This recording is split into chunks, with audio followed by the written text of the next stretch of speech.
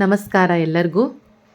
ಇವತ್ತು ನಾನು 7ರಿಂದ 1 ಚಿಕ್ಕಿ ಇಟ್ಟು ಯಾವ ರೀತಿ ಈಸಿಯಾಗಿ ರಂಗೋಲಿ ತೆಗಿಬಹುದು ಅಂತ ಹೇಳಿ ನಿಮಗೆಲ್ಲ ಹೇಳ್ಕೊಡ್ಲಿಕ್ಕೆ ಬಂದಿದ್ದೀನಿ. ಫಸ್ಟ್ ಏನು ಮಾಡಬೇಕು, 7ರಿಂದ 1 ಚಿಕ್ಕಿಯನ್ನು ಇಟ್ಕೊಳ್ತಾ ಬರಬೇಕು. ಆ್ಯಕ್ಚುಲಿ ಇದು ರಂಗೋಲಿ ಈಗ ನಿಮಗೆ ಸಣ್ಣದಾಗಿ ಮಾಡಿ ತೋರಿಸಿದ್ದೇನೆ. ಇದನ್ನೇ 2 ಟ್ರಯಾಂಗಲ್ ಶೇಪಲ್ಲಿ ಮಾಡಿ ಯಾವ ರೀತಿ ದೊಡ್ಡ ರಂಗೋಲಿಯನ್ನು ಮಾಡ್ಬೋದು ಅಂತ ಹೇಳಿ ಹಿಂದೆ ಒಂದು ವಿಡಿಯೋದಲ್ಲಿ ಹೇಳ್ಕೊಟ್ಟಿದ್ದೆ. ಅದನ್ನ ಇಲ್ಲಿ ಡಿಸ್ಕ್ರಿಪ್ಷನಲ್ಲಿ ಮೆನ್ಷನ್ ಮಾಡಿರ್ತೀನಿ, ನೋಡಿ ನೀವೆಲ್ಲರೂ. ಇದು ಸ್ವಲ್ಪ ಸಣ್ಣ ರಂಗೋಲಿ ಇದೆ, ನಿಮಗೆಲ್ಲರೂ ಈಸಿ ಆಗಲಿ ಅಂತ ಹೇಳಿ ಈ ರಂಗೋಲಿಯನ್ನು ನಿಮಗೆ ಹೇಳ್ಕೊಡ್ತಾ ಇದ್ದೀನಿ. ಫಸ್ಟ್ ಏನು ಮಾಡಬೇಕು, ಎಂಡ್ ಇರೋವಂಥ ಲೈನಿಗೆ ಈ ರೀತಿ ಲೈನ್ಸ್ ಅಂತ ತೆಗಿತಾ ಬರಬೇಕು. ಆಮೇಲೆ ಯಾವ್ದು ಲೈನ್ಸನ್ನು ಏನು ಮಾಡಬೇಕು, ಎಂಡಿಗೆ ರೌಂಡ್ ಅಪ್ ಮಾಡಬೇಕು. ಇದು ತುಂಬ ಈಸಿಯಾಗಿಯೂ ಇದೆ, ತುಂಬ ಸುಂದರವಾಗಿ ಕಾಣಿಸುತ್ತೆ ಇದು ರಂಗೋಲಿ.